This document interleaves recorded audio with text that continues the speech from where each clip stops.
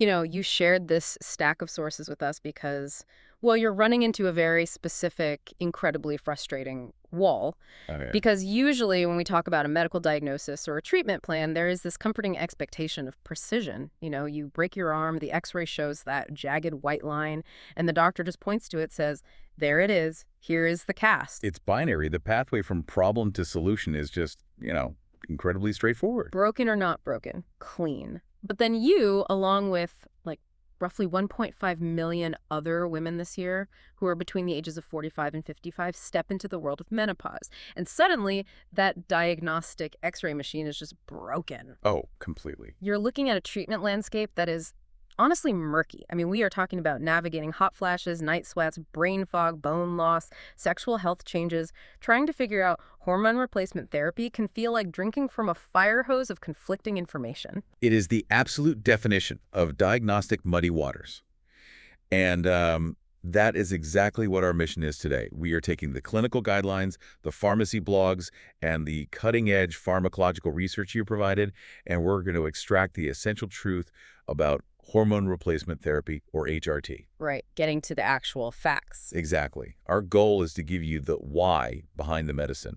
We want you to understand the actual biological mechanisms at play so that you can navigate this landscape truly well-informed. Okay, let's unpack this. What exactly is HRT? How does it actually work in the body? And, what are the groundbreaking new alternatives for people who either can't or simply won't take hormones? Right, but before we can even touch the therapy itself, we have to start at the foundation. We need to understand the biological mechanism of menopause itself. Which is, that's the necessary starting line. It is, because there is this pervasive misconception that estrogen is just a reproductive hormone responsible for the menstrual cycle and nothing else. In reality, estrogen is a vital systemic chemical messenger. Systemic meaning everywhere. Yes, it travels through your entire bloodstream and binds to what biologists call nuclear transcription factors in cells all over your body. Wait, I want to pause on that phrase, nuclear transcription factors, because it sounds like something out of a physics textbook. When we talk about other chemical messengers, they usually just attach to the outside of a cell, right? Like they ring the doorbell, drop off a package, and leave. Many do, yes. But estrogen is a steroid hormone. Because it's made from cholesterol, it's actually fat-soluble. Oh, I see. So that means it doesn't need to stop at the cell membrane or ring the doorbell. It slips right through the outer wall of the cell, travels all the way into the nucleus where your DNA is kept, and binds directly to the genetic material. Wait, so it walks straight into the headquarters and starts talking to the DNA directly. It's basically acting like a master project manager on a construction site. That is a highly accurate way to visualize it. It is holding the master clipboard.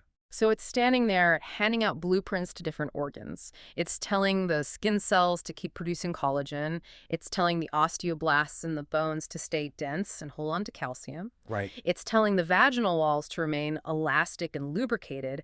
But then when menopause hits, it's like that master project manager just abruptly retires. Exactly. The orders stop coming in. The cellular work across all these different systems just naturally slows down because, well, nobody is handing out the blueprints. And in the female body, during the reproductive years, the most potent form of this hormone holding that clipboard is called estradiol. Okay, estradiol. Right. And when ovarian function depletes during menopause, estradiol levels plummet. The body shifts to producing a much weaker form called estrone. This systemic withdrawal, the sudden absence of the project manager, is what triggers that massive cascade of symptoms. So the foundational logic of hormone replacement therapy is simple. Then give the body back missing estrogen to resume those cellular instructions. Which brings up something I found really confusing in your sources. If estrogen is what's missing, why do we see so many different types of prescriptions? Some people are given just estrogen, but a huge portion of women are prescribed estrogen mixed with progesterone. Why would you add a second hormone if estrogen is the only thing that retired? Well, this comes down to the physical architecture of the uterus. We have two main types of systemic HRT, estrogen only and combined HRT, which is estrogen plus a progestogen.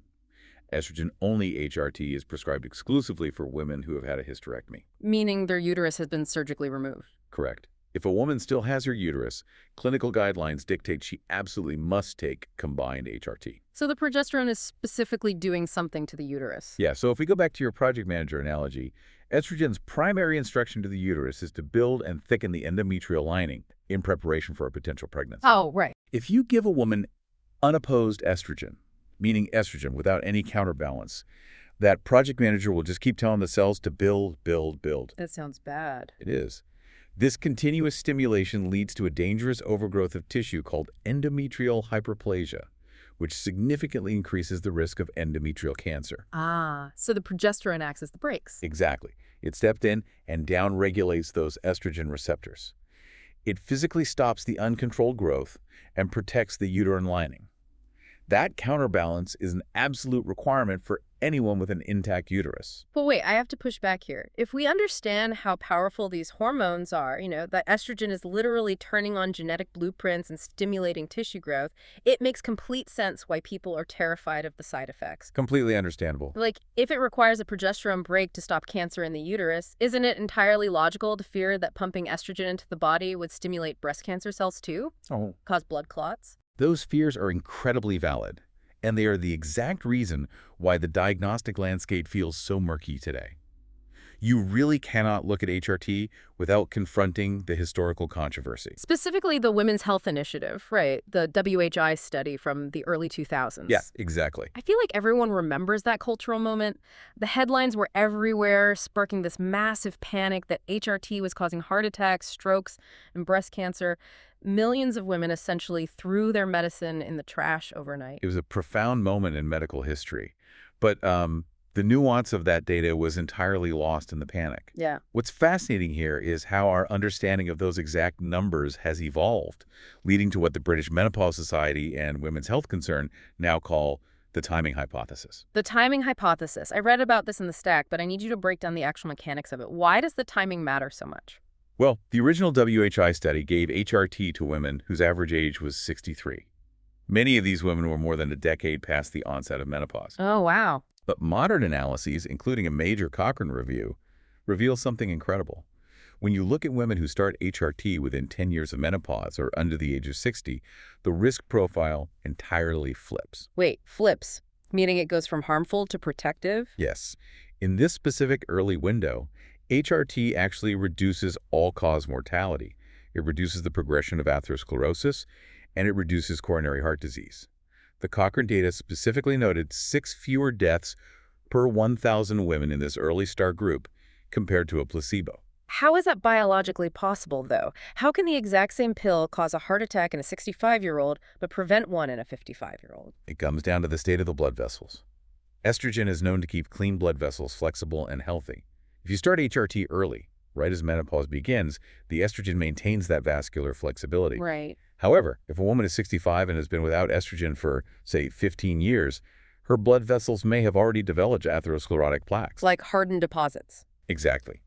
Introducing high levels of estrogen suddenly at that late stage can actually destabilize those existing plaques, causing them to rupture and form clots. So it's about preserving the plumbing while it's still in good shape, rather than trying to flood pipes that are already compromised. That's a great way to put it. And that leads directly to your concern about blood clots and venous thromboembolism. The risk there is heavily dependent on the route of administration. The route of administration. Yes. When you swallow an estrogen pill, it passes through your digestive system and goes straight to your liver for processing. We call this the first pass effect. The liver metabolizing that oral estrogen activates certain clotting proteins in the blood, which elevates the risk of a clot. So if the danger of the medication is what the liver does to it, it makes sense that we should just bypass the digestive system entirely. Is that why patches and creams are becoming so popular? That is the exact mechanism. If you use transdermal HRT like a patch, a gel, or a spray applied directly to the skin, the estrogen absorbs straight into the bloodstream. Oh, bypassing the liver. It bypasses that initial liver metabolism entirely. The data shows that transdermal estradiol does not significantly increase the risk of blood clots or stroke above the baseline for non-users. Okay, well that definitely clears up the blood clot fear. But we still have to address the breast cancer risk. How does the current research reframe that? The breast cancer data requires careful parsing. Current evidence suggests that estrogen-only HRT is associated with little to no change in the risk of breast cancer. Really? Yes. The slight increase in risk seen in studies is primarily associated with combined HRT. And specifically, researchers believe it is linked more to certain synthetic progestogens, the breaks we talked about earlier, rather than the estrogen itself. That is wild. The thing designed to protect the uterus might be the thing irritating the breast tissue. It highlights the complexity of the endocrine system. Furthermore, this risk is duration dependent, meaning it increases the longer you are on the combined therapy. Okay, that makes sense. But in absolute statistical terms, the risk remains quite small. It is actually lower than the breast cancer risks associated with common lifestyle factors, like obesity or drinking 2 units of alcohol a day. However, it's vital to note that a personal history of breast cancer remains an absolute contraindication for systemic HRT. That is such crucial context for anyone weighing their options. And it really highlights how we've moved away from this monolithic idea of a single magic pill. We have to tailor the delivery method to the specific problem, because we don't always need a whole-body solution for a localized issue. A prime example of this is genitourinary syndrome of menopause, or GSM. Right. This covers the localized symptoms. We're talking about vaginal dryness, tissue atrophy, severe irritation, and dyspareunia, which is painful intercourse. Yes. For a lot of women, this is actually the most disruptive symptom of menopause, but they might not have the systemic hot flashes or the bone loss. In these cases, prescribing a systemic oral pill or a full-body patch is an unnecessary systemic exposure. The vaginal and vulvar tissues are densely packed with estrogen receptors. When systemic estrogen declines, these specific tissues lose elasticity, the mucosa thins out, and the local pH balance shifts, causing that severe discomfort. But we can target this directly using localized topical treatments. In your sources, there is a specific mention of a compounded estriol-estradiol vaginal cream. But looking at that, it seems redundant to me. I mean, if estradiol is the strong, potent form of estrogen we talked about earlier, why bother mixing it with estriol, which you mentioned is a weaker form? Why use both? It's actually a brilliant example of tailored pharmacology. Estradiol, the potent estrogen, works in this localized cream to restore the structural integrity of the vaginal walls, providing that necessary plumpness and elasticity to the deeper tissue layers. Exactly. Estriol, the much weaker estrogen, is incredibly effective at the surface mucosal level. It supports moisture, hydration, and restores the acidic pH balance that prevents infections. Oh, I see. And because estriol is so weak, it has virtually zero systemic absorption. By combining them topically, you get targeted, comprehensive relief right at the tissue level with minimal estrogen entering the broader bloodstream. That dual action makes a lot of sense. But because it's a cream, it brings us to a major buzzword in the HRT space right now, bioidentical hormones. People hear compounded bioidentical cream, and they assume it's automatically safer or more natural than whatever the big pharmaceutical companies are making. What's the actual science there? The terminology here is frequently used as a marketing tool, which causes a lot of confusion. Bioidentical simply means the hormone is chemically and molecularly identical to the hormones produced naturally in the human body. Right. They're usually synthesized in a lab from plant steroids, like yam or soy. The important thing to know is that there are many conventional FDA-approved bioidentical hormones available at your standard pharmacy. These are rigorously tested for safety, and the dosing is perfectly standardized. But then there are the compounded ones, the ones mixed up at specialty pharmacies. Right. Custom compounded bioidenticals are mixed from scratch by a pharmacist. While they offer flexibility, say, if a patient is allergic to a specific binding agent in a commercial pill, they are not regulated or approved by regulatory bodies like the FDA. Oh, wow. They lack standardization. This means the dose of hormone can vary wildly from batch to batch, and the safety and absorption profiles aren't uniformly tracked. The bioidentical molecules themselves are standard medical practice, but the unregulated compounded mixtures carry unique clinical uncertainties. So regulated bioidentical molecules are great, but the custom mixing process is where the safety oversight drops off. That is a really important distinction. But wait, what if someone's body just fundamentally does not tolerate traditional estrogen or progesterone at all? The sources mention an alternative called tibolone. Tibolone is a truly unique medication. It is a synthetic steroid, but it does not act like a traditional hormone replacement. Once it enters the body, it breaks down into 3 different metabolites. What makes it special is that it acts as a selective tissue estrogen activity regulator. Meaning it changes its behavior depending on what organ it's visiting. Exactly. In the brain, it acts like estrogen to stop hot flashes. In the bones, it acts like estrogen to prevent bone loss. But when it enters the uterus, it shifts and acts like a progestogen to protect the endometrial lining. That's fascinating. And remarkably, in breast tissue, it selectively reduces estrogenic activity, offering a different safety profile. It even possesses mild androgenic or testosterone-like properties that patients report can significantly improve libido and sexual function. It's like a chameleon drug. It figures out what the tissue needs and mimics the appropriate hormone. That is incredible. But here's where we get to the absolute cutting edge of your services. Right. What if you are a breast cancer survivor? Or what if you have a history of blood clots? Or you simply refuse to take any steroidal hormones whatsoever? How do you stop the hot flashes? For decades, the medical answer was essentially you don't. You suffer through it, or you use off-label antidepressants with very mixed results. But recent neurological discoveries have completely revolutionized this space. Oh, To understand it, we have to look away from the ovaries and look directly at the brain, specifically the hypothalamus. okay, the hypothalamus. I know this is the brain's homeostatic control center. It regulates hunger, sleep, and body temperature. It's like the brain's internal thermostat. Yes, and inside the hypothalamus, specifically in a region called the arcuate nucleus, researchers identified a specialized group of neurons called KNDI neurons. KNDY. Whoa, KNDY. Slow down. What does that actually stand for? It is an acronym for the three neuropeptides those neurons express: kisspeptin, neurokinin B, and dynorphin. Kisspeptin, neurokinin B, and dynorphin. Okay, what do they do? Think of them as a delicate internal engine. Neurokinin B acts as the gas pedal, stimulating the neurons. Dynorphin acts as the brakes. And estrogen acts as the driver, keeping this whole system in perfect balance to regulate your body temperature. I'm following you. But during menopause, when estrogen levels plummet, the driver leaves the car. That negative feedback loop is completely broken. So the KND neurons just floor the gas pedal. They become massively hyperactive. The neurons physically hypertrophy, they get larger, and they start pumping out excessive amounts of neurokinin B. Wow. This floods the specific neurokinin 3 receptors, or NK3, in the thermoregulatory center of the brain. This flood of neurokinin B literally tricks the brain into thinking the body is severely overheating. Which triggers the hot flash. The brain genuinely thinks you're boiling, so it forces the blood vessels in your skin to dilate, to dump heat, and it triggers a massive sweat response. Exactly. So, to go back to the thermostat analogy, menopause doesn't actually make the house too hot. Menopause breaks the thermostat, sending a false signal to the air conditioner to blast at full speed. Vasomotor symptoms are fundamentally a neurological false alarm.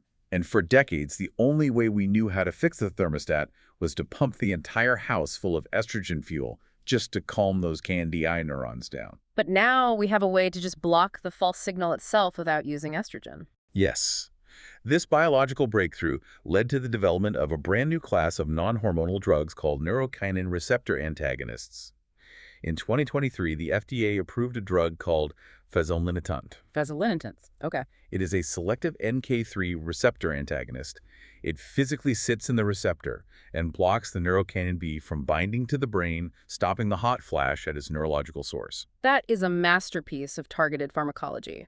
But the research in our sources doesn't stop there. There's an even newer drug in the pipeline called elinzanetant.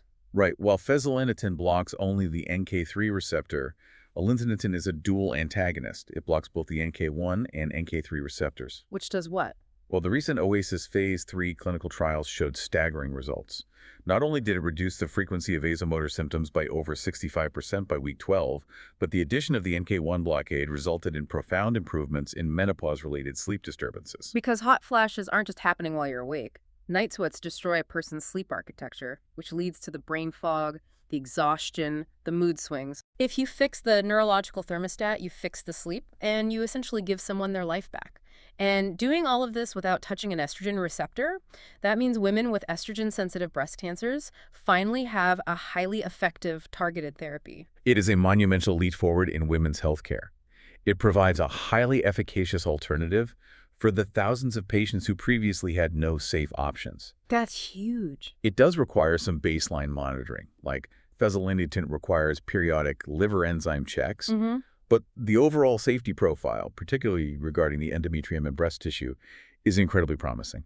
So to bring this all together for you listening, we have just mapped a massive paradigm shift. We have moved out of the dark ages of a one-size-fits-all hormonal pill that everyone was terrified of. Right.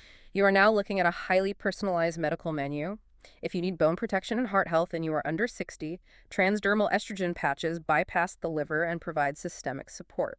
If your issue is strictly painful sex and tissue atrophy, localized estriol creams repair the tissue without flooding your bloodstream. And if you cannot take hormones at all, we can now neurologically hack your brain's thermostat with KNDI neuron antagonists. It highlights why individualized medicine is so crucial. The risk-benefit ratio changes entirely depending on a patient's age, their uterus status, their personal medical history, and the specific delivery mechanism of the drug. Absolutely. But before we wrap up, there is one detail in these sources that completely blew my mind. If we connect this to the bigger picture, this KNDI neuron discovery goes way beyond just menopause, doesn't it? If we connect this to the bigger picture, the implications are staggering, because KNDI neurons are the upstream pulse generators for the entire reproductive system. They control the release of luteinizing hormone and follicle-stimulating hormone. Okay, so how does that connect to other conditions? The research indicates that hyperactive neurokinin B, signaling the exact same thing causing the hot flashes, is also heavily implicated in polycystic ovary syndrome, or PCOS, which is driven by hyperactive luteinizing hormone pulses. Oh, wow. It's also implicated in conditions driven by hormonal overstimulation, like endometriosis and uterine fibroids. Meaning these same non-hormonal drugs, these NK receptor antagonists that we are using to cure menopausal hot flashes, could potentially be used to treat PCOS and endometriosis in younger women. Preclinical trials are already showing that administering these antagonists can lower plasma estradiol levels enough to inhibit ovulation and shrink fibroids, and do so completely reversibly. That is wild. We could be looking at a unified, non-hormonal treatment mechanism for reproductive endocrine disorders spanning a woman's entire lifespan. That is an incredible thought to leave on. Unlocking the mystery of the menopausal hot flash might actually hold the key to treating PCOS and endometriosis. Thank you so much for providing such incredibly rich and vital source material for us to dig into today. It's been fascinating. We encourage you to keep exploring, keep asking questions of your doctors, and keep demanding personalized care. Because as we've seen today, that medical x-ray machine might be broken when it comes to menopause. But if you look closely enough at the cellular blueprints, the path to feeling better is actually crystal clear. That's it for today's deep dive. Keep learning, and we'll catch you next time.